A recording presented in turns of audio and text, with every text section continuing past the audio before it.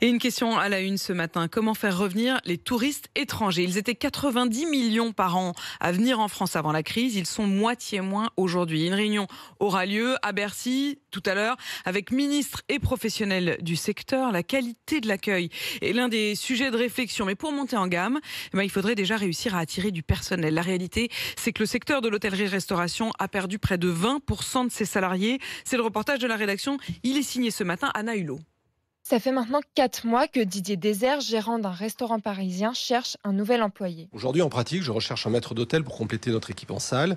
Quand je passe des annonces, je n'ai aucune réponse. Donc, je ne peux pas vous dire que les CV sont bons ou mauvais. Je n'en ai pas, tout simplement. Mais on est épuisé de chercher, de ne pas trouver, finalement. Alors, en attendant, il faut tout faire soi-même, vérifier les arrivages, dresser les tables et même parfois préparer les apéritifs. Je jongle entre tous les postes. Je suis là plus souvent. Mes équipes font des efforts.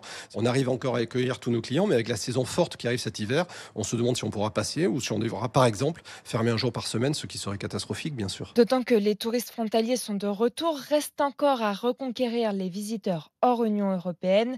Mais pour ça, il va falloir améliorer les prestations, explique Jean-Pierre Nadir, fondateur de Fairmove, un portail de réservation de voyage. Quels sont les maux dont souffre la France? C'est le niveau de service, qui est souvent considéré donc, à l'étranger comme étant un petit peu déficient, ce qui ne s'est pas amélioré avec le Covid.